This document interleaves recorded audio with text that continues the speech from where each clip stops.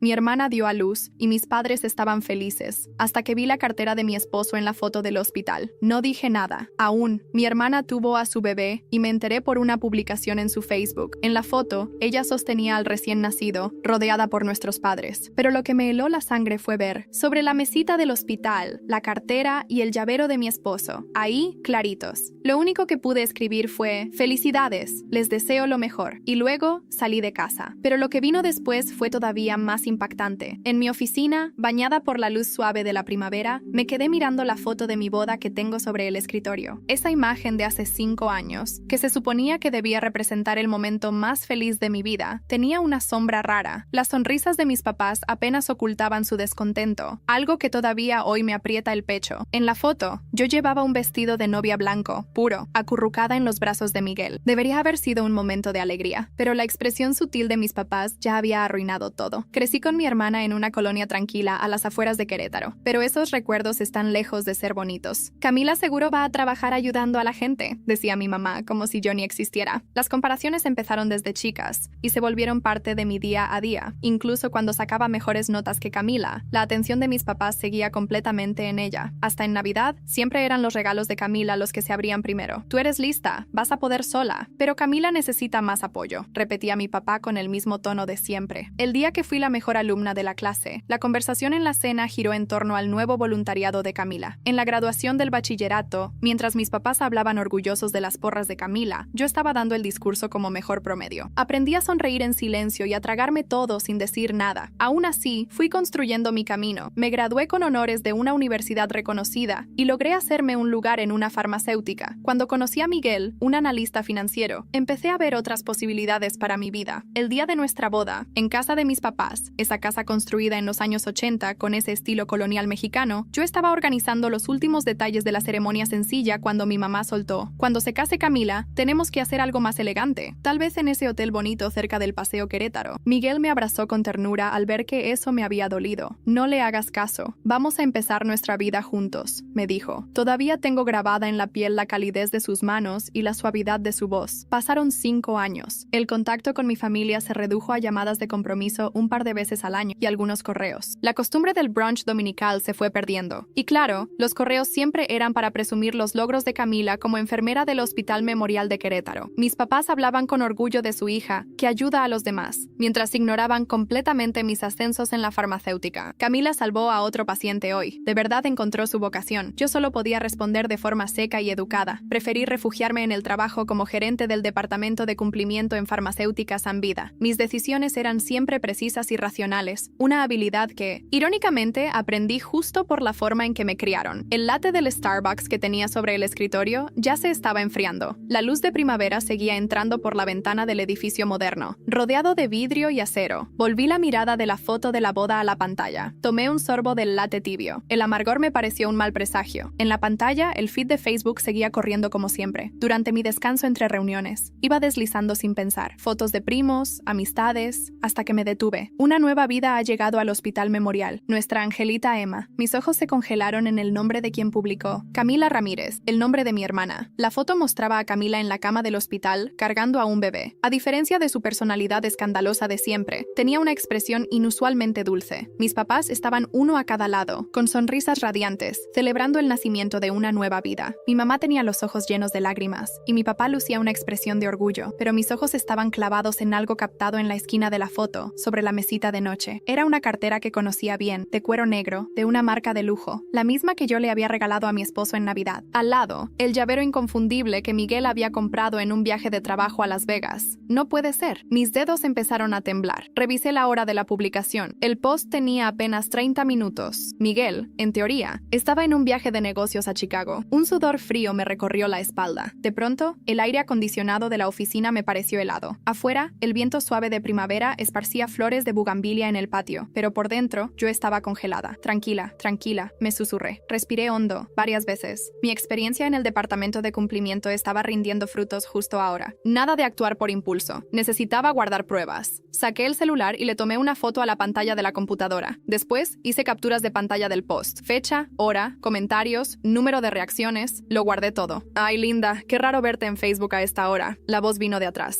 Me giré. Era Jennifer, mi compañera de equipo. Quiso asomarse a la pantalla, pero cerré el navegador en el acto. Solo estaba tomando un descanso. Ya me voy, respondí, esforzándome por mantener la voz firme. Ella me miró algo confundida, pero no dijo nada más. Felicidades, que vengas Anita. Mis dedos temblaban mientras escribía el comentario en el post de Camila. Me tragué las ganas de llorar. Respiré profundo. Presioné enviar. El mensaje apareció ahí, vacío. Abrí el cajón y saqué el portatarjetas. Adentro estaba la tarjeta de la Agencia de Investigación Solano, una agencia confiable que ya había usado para investigaciones corporativas. Tomé el celular y marqué el número. Agencia de Investigación Solano, buenos días. Hola, habla Linda Ramírez, de Farmacéutica Sanvida. Señorita Ramírez, ¿cuánto tiempo? ¿En qué podemos ayudarla? Quiero solicitar una investigación personal. Apenas colgué, empecé a ordenar mi escritorio. Tenía que cancelar las reuniones de la tarde. Le escribí un correo breve a mi asistente, Sara. Salgo antes por temas de salud. Por favor, reagenda todas las citas de la tarde para mañana. Agarré mi bolso y miré por la ventana. La luz de primavera seguía brillando sobre la ciudad, pero para mí todo se veía raro, distante. Antes de salir de la oficina,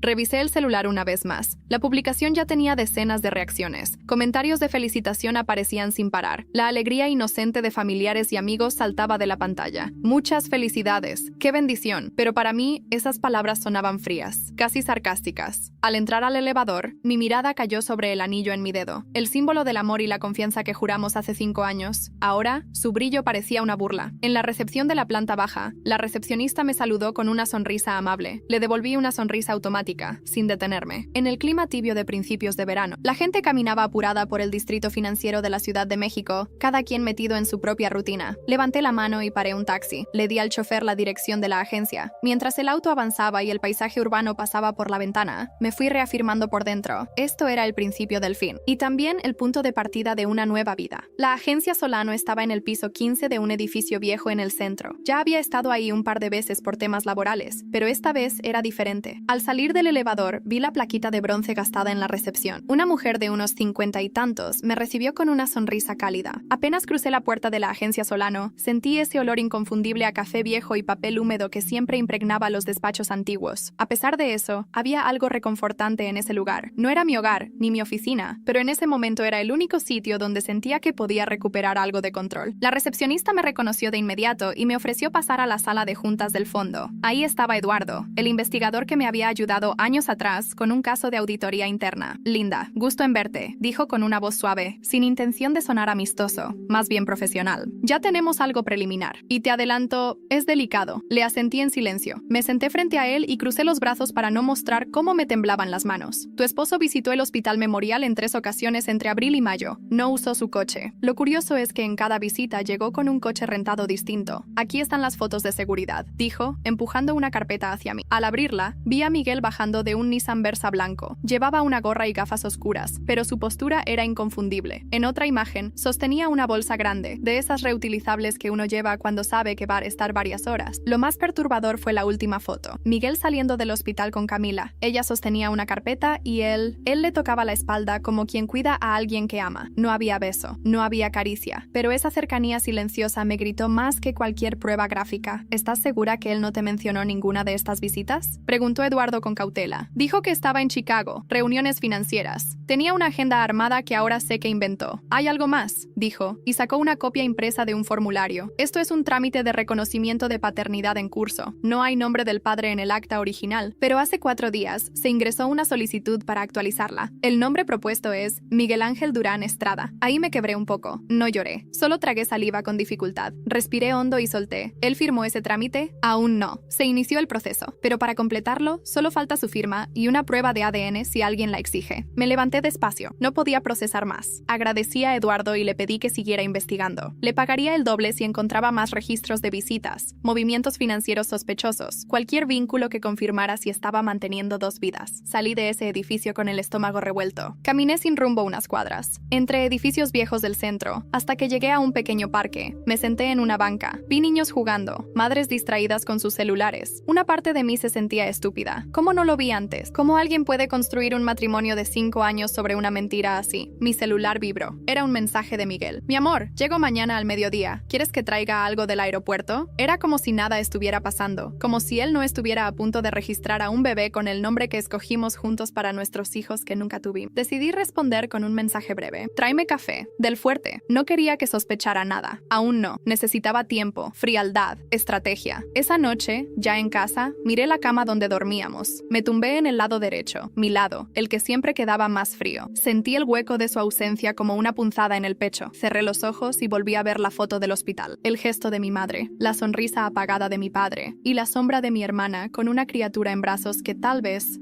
llevaba mi sangre por partida doble. Justo cuando me estaba quedando dormida, mi celular vibró de nuevo. Era una notificación de Facebook, una etiqueta en una historia. La abrí sin pensar. Era una compañera de hospital de Camila. Video borroso, ruidos de fondo y una voz masculina, dulce, cantando una canción de cuna. Era Miguel, cantándole a la bebé. Dormí apenas unas horas esa noche. El sonido de la voz de Miguel cantando me perseguía como una melodía cruel. No necesitaba más pruebas. No necesitaba confrontarlo. Lo había escuchado. Esa ternura, esa forma de arrullar, no era improvisada. Era íntima. Era real. La mañana siguiente desperté antes del amanecer. Preparé café negro, el más amargo que tenía en la despensa. No desayuné. Me senté en la mesa del comedor con la laptop abierta, repasando los documentos que Eduardo me había entregado y volviendo a ver la historia del hospital, que para mi suerte, aún no había sido eliminada. Lo más devastador no era la voz de Miguel, era la risa suave de Camila al fondo, esa risa que solía reservar para momentos muy privados. Ahora se la ofrecía a él, al hombre con quien yo había compartido cada pedazo de mi vida durante los últimos 5 años. Pasaron las horas. A las 11:30 recibí un mensaje. Ya aterricé. Voy saliendo del aeropuerto. ¿Nos vemos en casa? Respiré hondo. Respondí con frialdad. Sí, te espero. Puse la mesa para 2, como si todo estuviera bien. Serví pasta al pesto, su favorita. Abrí una botella de vino barato que teníamos desde hacía meses. Cuando llegó, se quitó el saco y me abrazó por detrás como si fuéramos recién casados. Sentí su respiración en mi cuello. Me aguanté. No me moví. Hueles delicioso, susurró. Es ajo. Siempre te ha gustado, respondí, sin emoción. Durante la comida, hablaba de Chicago como si realmente hubiera estado ahí. Inventaba anécdotas, nombres de supuestos ejecutivos, citas, almuerzos, hasta un malentendido con una recepcionista. Era una obra de teatro perfectamente ensayada. Le seguí el juego. ¿Y qué trajiste?, pregunté, como si me importara. Sacó una caja de chocolates caros y un perfume. Lo olí. Era dulce, empalagoso, nada que yo usaría. ¿Es para mí?, pregunté. Claro, ¿para quién más? Lo miré con una sonrisa fingida. No respondí. Al terminar de comer, fue al baño. Revisé su maleta. Todo era nuevo, sin uso. Las etiquetas aún colgaban. El pasaporte no tenía ningún sello reciente. Tomé fotos de todo con mi celular y volví a dejarlo como estaba. Esa noche fingí dolor de cabeza. Dormí de espaldas a él, con los ojos abiertos. Y por primera vez en años, no lloré. Al día siguiente, fui a la oficina temprano. Me sumergí en reportes, auditorías, números, cualquier cosa para no pensar. A media mañana, recibí un correo de recursos humanos, una solicitud de recomendación para una enfermera del Hospital Memorial. El nombre me heló. Camila Ramírez. Había puesto mi nombre como referencia. Me levanté de golpe. Caminé hasta la ventana de la oficina. El reflejo del vidrio me mostraba una versión de mí que ya no reconocía. Ojos apagados, rostro tenso, manos crispadas. Era imposible. Después de todo, ¿tenía el descaro de usar mi nombre? Le respondí al correo de recursos con una frase seca. No autorizo ninguna recomendación a mi nombre en este contexto.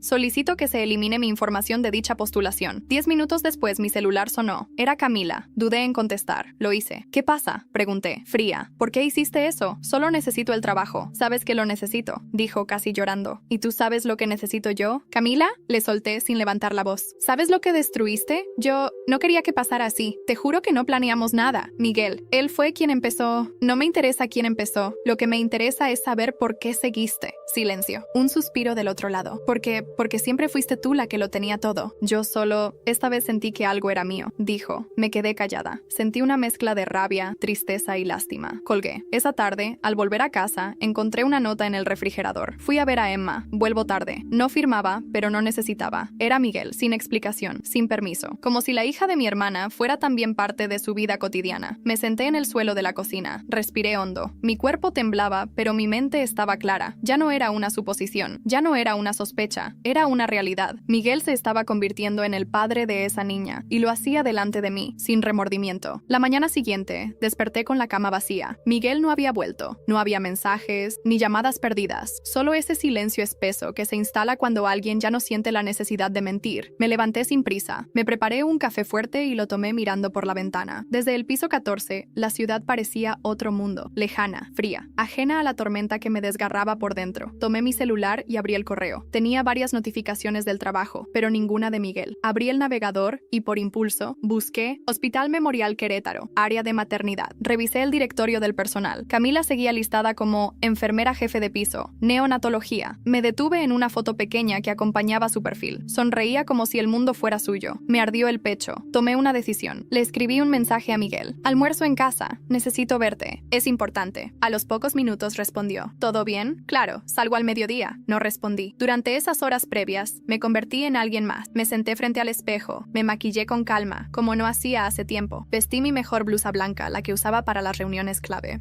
Me miré una última vez. Quería que, al menos por fuera, pareciera intacta. A la 1 en punto, Miguel entró por la puerta con una sonrisa en la cara. Llevaba una bolsa con comida. Pedí comida libanesa. Pensé que te gustaría variar, dijo mientras dejaba todo sobre la mesa. Gracias. Necesitamos hablar. Él me miró, desconcertado. ¿Pasa algo? Sí, pasa todo. Lo miré directo a los ojos. No tenía miedo. Ya no. Sé que estuviste en el hospital. Sé que fuiste varias veces. Sé que estás en el proceso de registrar a Emma como tu hija. Su cara cambió en segundos. El gesto amable se deshizo, y lo que quedó fue una mezcla de susto y resignación. Linda, no mientas. Por favor, ya sé todo. Vi las fotos. Escuché tu voz cantándole. ¿Qué más quieres ocultar? Guardó silencio. Bajó la mirada. Tomó aire. No fue planeado, lo juro. Camila estaba pasando por un momento difícil. Nos acercamos sin querer. ¿Y de pronto estabas criando una hija con ella? No es así. Yo solo... Se detuvo. Supo que cualquier intento de explicación sonaría patético. ¿Por qué no me dijiste nada? ¿Por qué me dejaste vivir como si todo estuviera bien? Porque no sabía qué hacer. Porque tenía miedo de perderlo todo. Ya lo perdiste, Miguel. Mi voz fue firme. Por dentro, me sentía vacía, pero también poderosa. Era la primera vez que no me temblaban las manos. ¿La amas? No respondió. Fue suficiente. Me levanté de la mesa, caminé hasta el escritorio y saqué un sobre. Lo dejé sobre la mesa frente a él. Eso es una carta de mi abogado. Iniciamos el divorcio esta semana. Miguel no dijo nada. Se quedó mirando el sobre como si fuera una granada. Quise decirle algo más, una última frase que lo marcara, pero no encontré palabras más elocuentes que el silencio. Él se levantó, tomó su saco y antes de salir, dijo algo que me perforó. Camila no quiere que esté con ella. Dice que solo necesitaba ayuda, que no espera que forme parte de su vida. Me quedé inmóvil. ¿Qué dijiste? Ella me dijo que no me ama, que todo fue una confusión, que solo necesitaba apoyo emocional, que me acerqué en el momento en que tú y yo estábamos distantes, y que confundí las cosas. Dice que Emma no necesita un padre que viva de culpas. No supe si reír o llorar. Después de todo, Camila me estaba usando a través de él, o él la estaba usando a ella. ¿Los dos? Entonces te quedaste sin nada, dije. Miguel salió sin cerrar bien la puerta, y yo me dejé caer en la silla. Esa noche, revisé de nuevo el correo. Entre los cientos de mensajes corporativos, uno resaltó. Era de la clínica genética que había contactado por precaución, el resultado del análisis comparativo que había solicitado. Y entonces lo vi. Probabilidad de consanguinidad entre la menor Emma R. y la señora Linda Ramírez, 99,98%. Me quedé mirando la pantalla sin parpadear. Emma no solo era hija de mi esposo, también era hija de mi propia sangre. Me quedé mirando la pantalla sin mover un músculo. El cursor titilaba como un metrónomo macabro, marcando el compás de mi respiración cortada. 99,98% de probabilidad de consanguinidad. No necesitaba ser científica para entender lo que eso significaba. Emma era mi sobrina, sí, pero también, biológicamente, era casi como si fuera mi hija. Mi cerebro se aferraba a una posibilidad que no quería admitir, pero que se imponía sin remedio. Camila no solo se había acostado con Miguel, se había sometido a una inseminación con óvulos donados, y la única forma de que esa coincidencia genética existiera era que mi propio material genético hubiese sido utilizado. Me sentí violentada, usada, traicionada desde un lugar aún más profundo del que creía posible. Me puse de pie. Caminé por la sala con la urgencia de alguien que necesita moverse para no gritar. Abrí la ventana para tomar aire, pero el aire ya no me bastaba. El mundo había cambiado de forma sin mi permiso. Tomé el teléfono y marqué el número de Eduardo. ¿Sí? Contestó, como siempre, directo. Necesito que investigues si en los últimos 3 años alguna clínica de fertilidad en Querétaro o la Ciudad de México recibió una muestra mía. Perdón, sé que suena extraño, pero necesito saber si mi información genética fue utilizada, robada o transferida de algún banco de donaciones, clínicas privadas, hospitales, incluso convenios con universidades. Todo. Va a tomar tiempo. No me importa cuánto tome, pero consíguelo. Colgué. Mi mente repasaba un recuerdo difuso, pero ahora Era siniestro. Años atrás, durante una campaña de salud reproductiva en la empresa, habían ofrecido a las empleadas congelar óvulos como incentivo. Yo lo había considerado brevemente, pero descartado. Pero entonces recordé, una charla con Camila, una cena familiar. A veces pienso en donar óvulos, dije en broma, mientras comíamos con mis padres. Total, si yo no los uso. Camila se había reído. ¿Te imaginas? Una Mini Tú corriendo por ahí, dijo, medio en broma, medio en serio. No, no podía ser. Busqué en mis correos antiguos, y ahí estaba, un formulario de consentimiento firmado. No lo recordaba, pero lo había hecho. Firmé un documento de cesión con fines de investigación durante una campaña universitaria. Nunca pensé que se usaría. Nunca pensé que Camila lo vería. ¿Que se le ocurriría? Eso. La tarde cayó sin que me diera cuenta. Sonó el timbre. Me acerqué, pensando que tal vez era un paquete o el portero, pero no. Era ella. Camila estaba en la puerta, sin uniforme, sin maquillaje, con la cara lavada, ojeras profundas y la bebé en brazos. Tenemos que hablar, dijo, sin titubear. No dije nada. Me hice a un lado. La dejé entrar. Camila se sentó en el sofá como si ya no tuviera energía para sostenerse. Emma dormía profundamente. Antes de que digas nada, lo siento, sé que no alcanza, pero necesito que me escuches. Una sola vez. Me crucé de brazos. No respondí. Solo asentí con la cabeza. Hace 3 años, cuando tú firmaste ese documento en la universidad, yo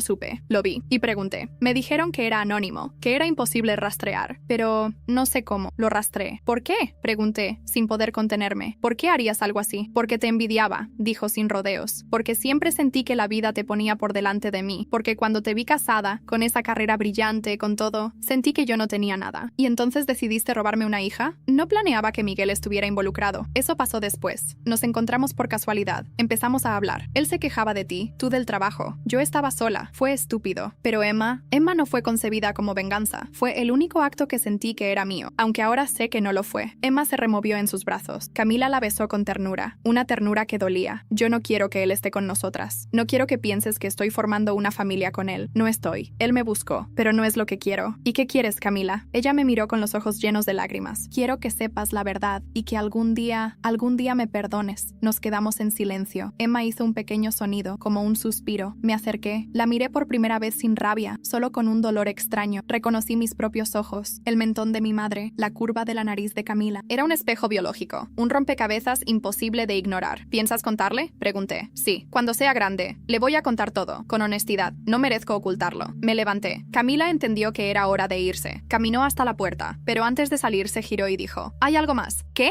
Miguel me pidió ver los papeles del banco de óvulos. Yo no se los mostré, pero me confesó que tú no eras la primera mujer de la que estuvo enamorado, que antes de ti hubo otra, y que esa mujer también estaba relacionada conmigo. La puerta se cerró, y yo me quedé ahí, con la cabeza girando. ¿Qué otra mujer? ¿Qué más había detrás de esta historia enferma? Esa noche no dormí. Otra vez. Mi cuerpo estaba exhausto, pero mi mente no dejaba de arder. Tú no fuiste la primera. Hubo otra, y también estaba relacionada conmigo. Las palabras de Camila me daban vueltas como cuchillos girando en el aire. Miguel y yo llevábamos juntos 5 años, casados. Lo conocí en una conferencia de cumplimiento corporativo. Se presentó como analista financiero, pero con una seguridad en la voz que lo hacía parecer más importante de lo que era. Elegante, reservado, observador. Me gustaba esa calma que transmitía, hasta ahora. Me levanté antes del amanecer. Fui directo al armario donde guardábamos las carpetas de documentos personales. Ahí estaban nuestros papeles del matrimonio, seguros, cuentas conjuntas, y una carpeta gris, delgada, con papeles viejos que casi no recordaba. La abrí y empecé a revisar. Entre facturas y copias de contratos, encontré una hoja doblada muchas veces. No tenía membrete, solo una nota escrita a mano en papel reciclado, fechada 2 años antes de que Miguel y yo nos casáramos. Gracias por lo que hiciste por Camila. No sé si ella te lo va a agradecer algún día, pero yo sí. Lo necesitábamos más de lo que imaginas. Me quedé helada. ¿Qué clase de favor había hecho Miguel por Camila antes de que estuviera conmigo? ¿Y quién era esa tal L? La letra me resultaba conocida. Y entonces lo pensé. Lía, la prima que vivía con nosotras por un tiempo, cuando éramos adolescentes, la que desapareció de un día para el otro, sin decir por qué se iba. Camila siempre decía que Lía tenía sus propios rollos, que no había que meterse. ¿Era ella? Llamé a mi tía, madre de Lía. Fue una llamada fría. Hola, tía. Soy Linda. ¿Linda? Hija, qué raro escucharte. ¿Lía está bien? Un silencio incómodo. Sí, está bien. Vive en Guadalajara ahora. ¿Por qué preguntas? Necesito hablar con ella. Es urgente. Es sobre Miguel. La línea se mantuvo muda por unos segundos. ¿Miguel? ¿Tu esposo? Sí. Necesito saber si tuvieron alguna relación en el pasado. Linda, la voz de mi tía bajó. Eso fue hace años, pero sí. Tuvieron algo. Breve, pero intenso. Lía se fue justo después de que él la dejara. ¿Por qué nunca me lo dijeron? Porque Camila nos pidió que no dijéramos nada. Dijo que no quería verte sufrir, que tú eras feliz. Me senté en el borde de la cama, en shock. ¿Camila sabía? Sí. Ella fue quien ¿Quién nos lo contó? Ahogué un grito. Cerré los ojos. Todo tenía sentido. Camila había estado manipulando mi vida desde antes de que yo siquiera supiera que estaba en juego. No era solo traición física, era estratégica. Camila no me quitó a Miguel, me lo cedió, sabiendo que era una bomba de tiempo. Colgué. No podía seguir escuchando más. Fui al baño. Me miré en el espejo. Me odié. Por haber creído. Por haberme aferrado a una imagen de familia que nunca existió. Por no haberme cuestionado antes. Al día siguiente, regresé a la agencia Solano. Eduardo me recibió con una expresión grave. Tengo algo más, pero no sé si quieras escucharlo. Dímelo todo. Logramos rastrear el laboratorio universitario donde tu muestra fue procesada. Hubo una transferencia irregular de datos y muestras al Hospital Memorial, precisamente al Departamento de Fertilidad Asistida. Se usaron 2 perfiles compatibles para la gestación de Emma, esperma y óvulo, ambos con coincidencia genética con la madre sustituta. ¿Qué estás diciendo? Que Camila no solo usó tu óvulo. También hay una posibilidad alta de que el esperma haya sido de un familiar cercano a ti, o alguien emparentado contigo. Me faltó el aire. ¿Miguel? Sí, todo apunta a que Camila los usó a ambos para concebir a Emma. No fue accidente, fue planificación. Tu ADN y el de él. Era demasiado. Me levanté bruscamente y salí de ahí sin decir palabra. Caminé por la ciudad sin rumbo, hasta encontrarme frente al parque donde mis padres solían llevarnos de niñas. Me senté en una banca y me dejé llevar por la escena. Niños jugando, madres distraídas, risas a lo lejos. Pero en mi cabeza solo había una imagen, Emma. Ella no tenía la culpa de nada. No pidió nacer de una mentira. No eligió ser el centro de este laberinto enfermo. Y sin embargo, era parte de mí. Sangre de mi sangre. Carne de mis errores. Sonó mi celular. Era Camila. Tenemos que hablar, dijo, agitada. No hay más que decir. Sí, hay. Papá quiere reconocer a Emma como suya. Dice que si Miguel no la quiere, él lo hará. Que la niña no puede crecer con un apellido vacío. Me quedé helada. ¿Qué demonios está pasando? Linda, nuestros padres sabían, desde el principio. Y así, el suelo volvió a ceder bajo mis pies. No recuerdo haber colgado la llamada. Tampoco cómo llegué de regreso a casa. Solo recuerdo esa sensación en la boca del estómago, como si el suelo se hubiera vuelto líquido bajo mis pies. ¿Nuestros padres sabían? ¿Desde el principio? Toda mi infancia pasó frente a mí como una película mal editada. Las navidades donde abrían primero los regalos de Camila. Las veces que gané premios y terminaron hablando de los esfuerzos de ella. Todo se redibujó con una nueva claridad. No era solo descuido, era alianza. Esa noche no quise cenar. Me serví un vaso de vino y me senté en el suelo del salón, con las luces apagadas.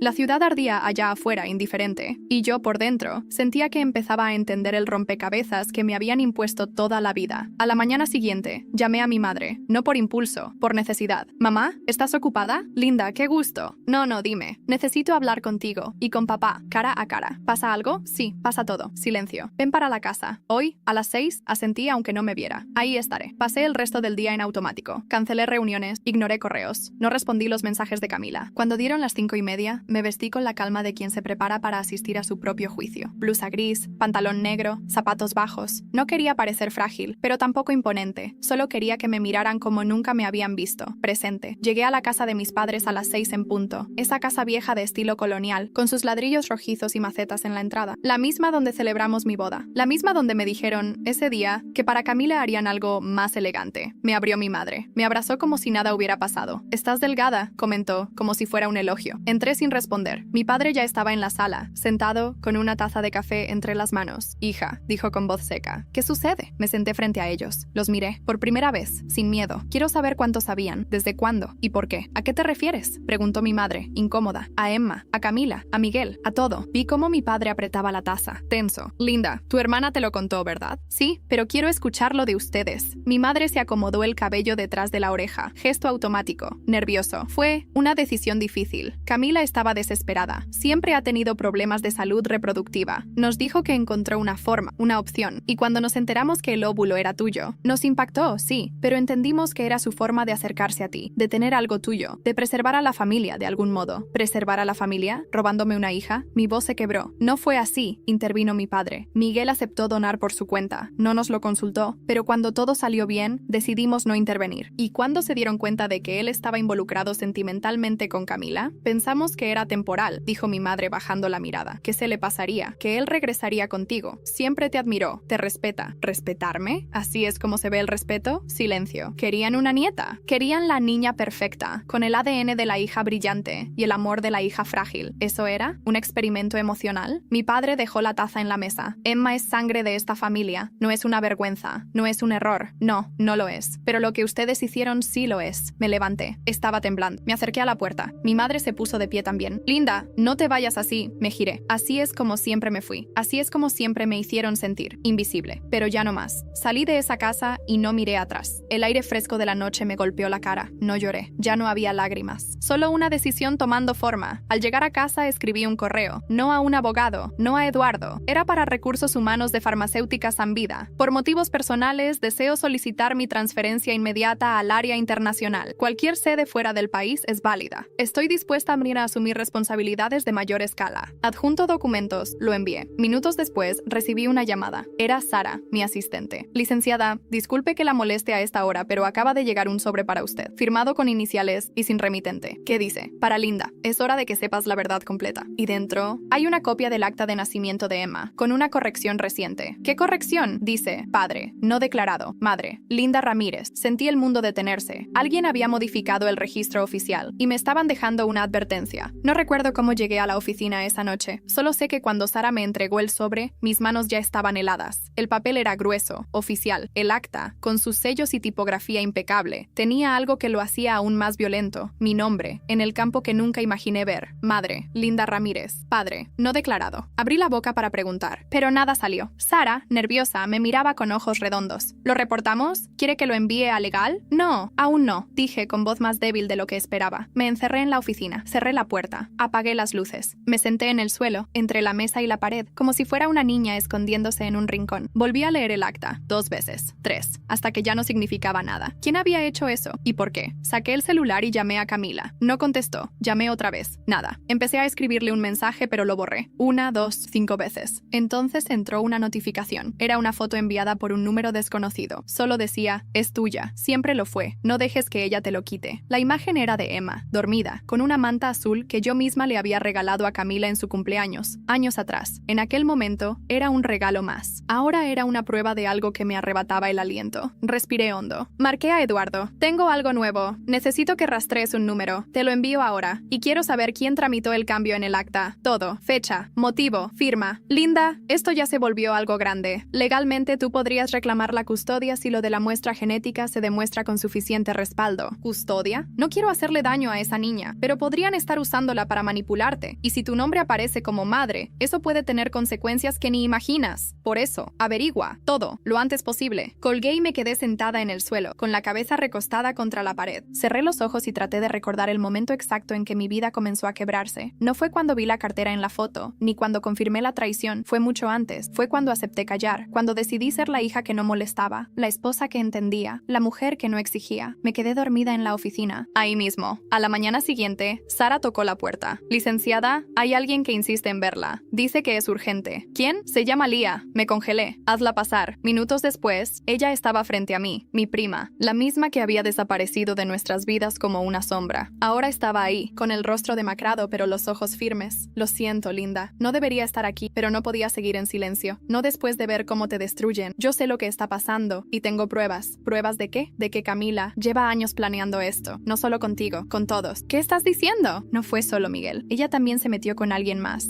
Y no por amor. Lo hizo para tener poder, para conseguir lo que quería. Información, favores, silencio. Yo era una de ellas, pero fui la primera en salirme. Sentí el vértigo. Me levanté despacio. ¿Ella te chantajeó? No con dinero, con afecto. Me hacía sentir necesaria, única, hasta que empecé a ver cómo se repetía con otras personas, incluido tu esposo. A todos nos hizo sentir especiales, pero no éramos más que piezas en su tablero. Me senté sin poder sostenerme. ¿Y ahora? ¿Por qué vienes? Porque sé lo del acta. Yo no lo tramité, pero sé quién lo hizo. Fue alguien del registro civil. Lo convenció de que era por tu bien, que tú querías dejar constancia, por si algo te pasaba. Lo firmó falsificando tu autorización. ¿Quién? Lía dudó. Tu madre. La habitación se hizo pequeña. Sentí que me faltaba el oxígeno. Ella dijo que Emma merecía llevar tu nombre, que sería más fácil que una Ramírez reconocida protegiera a la niña, que era lo mejor para todos. Me quedé mirando a Lía. No sabía si llorar o gritar. ¿Por qué ahora? ¿Por qué hablar? Porque te están dejando sola. Y yo sé lo que es eso. Nadie merece estar tan sola como tú estás ahora. Tomé su mano. La apreté con fuerza. Gracias, pero esto no termina aquí. Lo sé, dijo ella. Y por eso traje esto. Sacó una memoria USB. Me la entregó. Hay copias de mensajes, audios, correos, todo lo que ella ha manipulado en los últimos años. No solo contigo, con todos. Me quedé mirándola sin palabras. Úsalo bien, Linda. Y cuando lo hagas, no te detengas. Esa noche, conecté la memoria. Escuché la primera grabación grabación. Era Camila, su voz fría, calmada. No me importa si ella lo descubre. De algún modo, siempre fui la mejor opción. Y cuando todo se caiga, Linda va a estar tan rota que no tendrá fuerzas para reclamar nada. Cerré la laptop, me quedé en la oscuridad. Ya no iba a romperme, iba a responder, iba a exponerlo todo. El domingo siguiente desperté con una claridad que no sentía desde hacía semanas, o quizá meses. El miedo seguía ahí, enterrado en alguna parte de mí, pero por primera vez no lo dejé tomar el control. Me levanté, preparé café, abrí las ventanas, me vestí. No porque quisiera seguir con la rutina, sino porque iba a destruir la de ellos. Había pasado la noche entera revisando los archivos de la memoria USB que Lía me entregó. Había correos reenviados desde la cuenta personal de Camila a la de mi madre, audios donde ella discutía con Miguel sobre cómo manejar mi carácter, capturas de conversaciones con mi padre hablando de repartir la carga emocional de la familia, como si yo fuera un tema que había que gestionar. Cada palabra, cada línea, era una evidencia del cerco que habían construido a mi alrededor. Pero el momento clave fue un video, una grabación en baja calidad. Camila sentada frente a la cámara, sola, hablando con alguien fuera de cuadro. ¿Y si se entera?, pregunta una voz masculina. No era Miguel, sonaba más joven, inseguro. Linda no va a hacer nada, responde ella. Va a encerrarse, como siempre. Va a racionalizar todo. Y cuando le ofrezcan un nuevo puesto en el extranjero, lo va a tomar y se irá. Porque es más fácil huir que pelear. Me quedé paralizada. No era una suposición, era un plan, un guión de mi colapso. Y estaban convencidos de que yo lo iba a seguir. No sabía quién era el hombre del video, aún. Pero eso no importaba ahora. Había algo más urgente que resolver. Me dirigí al despacho de mi abogado con todo el material impreso y clasificado. ¿Quieres demandar?, preguntó, mientras revisaba uno de los correos más reveladores. No, quiero ir más allá. ¿Más allá cómo? Quiero una denuncia por falsificación de documentos oficiales, usurpación de identidad y manipulación de registros públicos, además de la modificación del acta de nacimiento sin consentimiento del progenitor legal. Va a estallar un escándalo. ¿Estás preparada? Ya estalló, solo que nadie lo ha visto. Ahora va a ser público. El abogado me miró con respeto. Me dio una fecha. En 3 días presentaría la denuncia formal. Antes de salir de su oficina me giré. Y también quiero blindar mis cuentas, cancelar las conjuntas y proteger mis activos.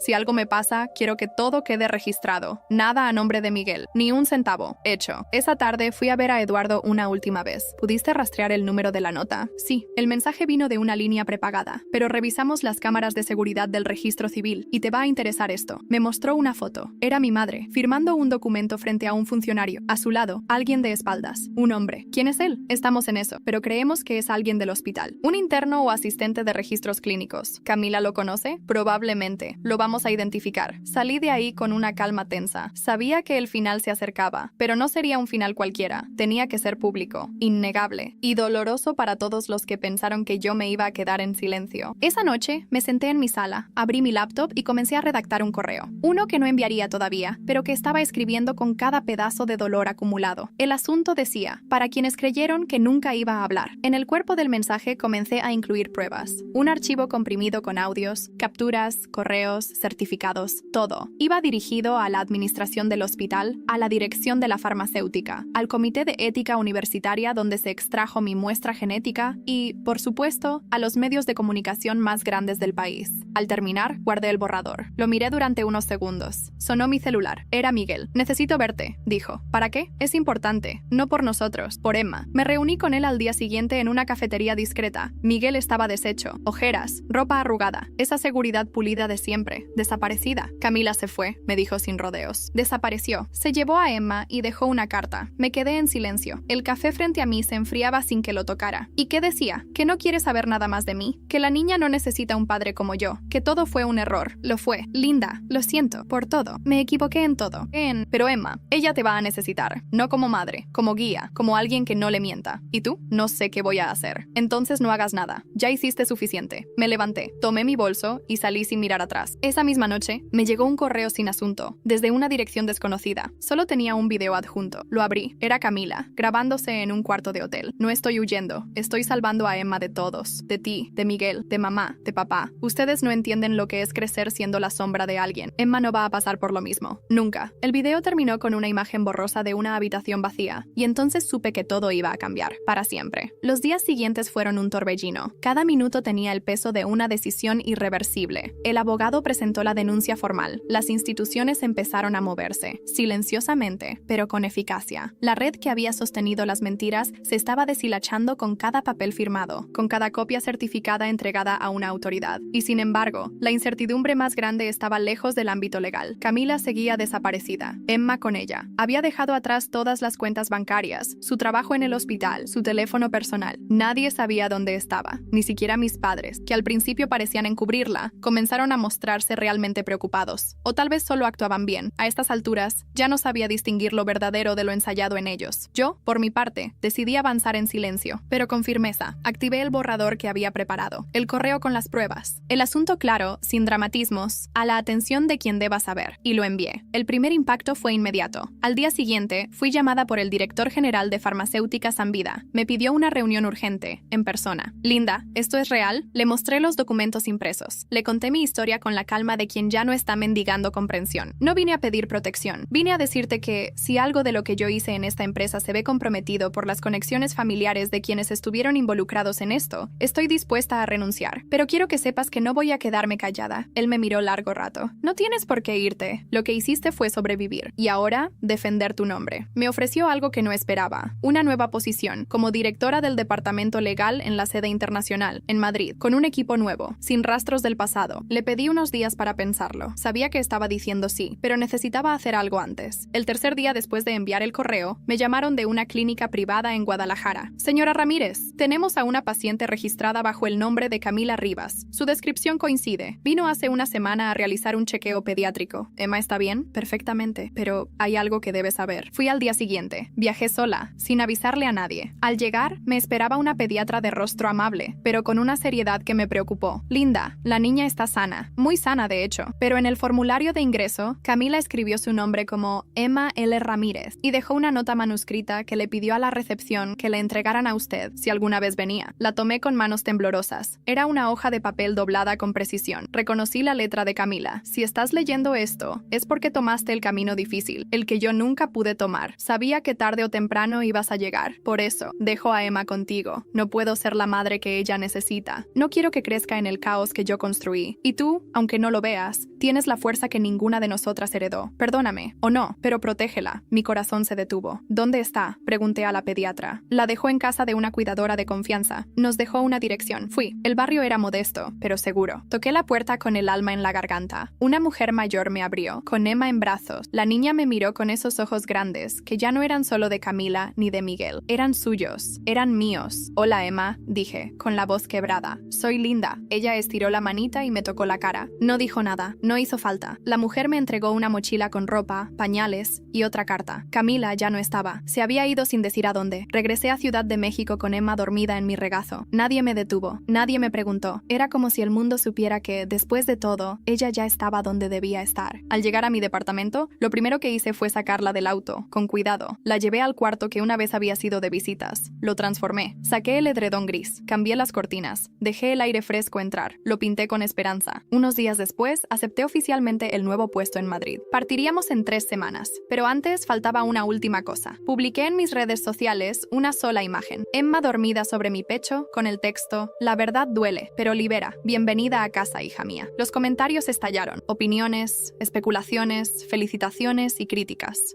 Pero ya no me importaba. No era un acto de venganza. Era de reivindicación. Esa noche, mientras Emma dormía, recibí un último mensaje. Era una foto de Camila, sola, caminando por una playa, sin bebé, sin maleta, sin rumbo. Solo una frase abajo: Ahora puedes empezar de nuevo, las dos. Y así lo hicimos. Linda Ramírez Madrid la recibió con un sol tibio y calles nuevas para recorrer sin miedo. En menos de 6 meses, ya había implementado 3 reformas internas en la sede europea de Farmacéuticas Anvida, ganándose el respeto de un equipo que no conocía su historia, solo su talento. Pero más importante que eso, cada mañana despertaba con Emma murmurando palabras en su acento pequeño. A veces la llamaba mami, otras veces solo Linda. Ninguna de las dos corregía a la otra. Entre ellas se estaba construyendo un nuevo lenguaje, el del cuidado sin condiciones. Linda no volvió a buscar a Camila, pero tampoco borró su existencia de la historia. Emma sabría todo, sin edulcorantes, sin héroes ni villanas, solo la verdad. En entrevistas, Linda hablaba de ética, liderazgo y decisiones difíciles, nunca de venganza. Pero quienes le conocieron sabían que su poder no venía de destruir a otros, sino de sobrevivir a la traición sin perder la dignidad. Camila Ramírez se esfumó del mapa por más de un año. Dejó de usar sus nombres reales, sus documentos, su historia. Fue vista en Mérida, en Tulum, en Medellín, siempre sola, siempre de paso. Hubo rumores de que trabajaba como voluntaria en una organización que atendía a mujeres en situación de violencia. Irónicamente, ayudaba a otras a reconstruirse mientras ella misma buscaba un perdón que sabía que quizás nunca llegaría. Nunca volvió a ejercer como enfermera oficialmente. Nunca más reclamó a Emma. Envió, sin remitente, una caja con dibujos, mantas tejidas a mano y cartas selladas dirigidas a su hija, para cuando cumpla 15. Linda las guardó en una caja de madera en el closet. Nadie sabía si algún día las abrirían, pero estaban ahí. Miguel Durán renunció a su puesto, dejó la ciudad y por última vez fue visto en Monterrey, trabajando como asesor financiero independiente. Envió varios correos a Linda, todos sin respuesta. Uno incluía una disculpa extensa, otro solo decía: hay cosas que no se pueden reparar, solo vivir con ellas. Nunca reclamó paternidad ni derechos. Parecía haber comprendido tarde que no se trataba solo de lo que hizo, sino de todo lo que eligió callar mientras lo hacía. Los padres de Linda y Camila. El escándalo fue devastador. Su círculo social les dio la espalda. Sus intentos de explicar lo que habían hecho quedaron en el aire, como justificaciones que nadie quiso oír. Decían que actuaron por amor, que quisieron salvar a Camila, que confiaron en que Linda lo entendería. Linda cortó el contacto por completo. No los bloqueó. No los insultó. Solo desapareció de su órbita. Cada diciembre enviaban regalos a Madrid, juguetes, libros, cartas, ninguno respondido. Con el tiempo, dejaron de intentarlo. Lía se quedó en Guadalajara. Retomó sus estudios en psicología. Fundó un pequeño grupo de apoyo para personas que habían vivido manipulación emocional dentro de sus propias familias. Linda y ella volvieron a hablar, poco a poco, con cautela. Un día, Lía viajó a Madrid y conoció a Emma. Jugaron, pintaron, rieron. Al despedirse, Emma la abrazó y dijo: ¿tú eres mi tía también? Lía le respondió: sí, una que llega tarde, pero para quedarse. Emma Ramírez creció entre libros, juegos y una madre que no buscaba perfección. Solo verdad. Tenía una inteligencia despierta, una sensibilidad feroz y una manera de mirar que atravesaba a los adultos. Cuando cumplió 8 años, le preguntó a Linda: ¿por qué me elegiste? Linda se agachó, la miró a los ojos y respondió: porque aunque no lo sabía, te estuve esperando toda mi vida. Emma asintió, como si ya lo supiera. El pasado no se borra, pero tampoco dicta cada paso. Y para Linda, la historia no terminó con traición, terminó con algo mucho más fuerte: un renacer.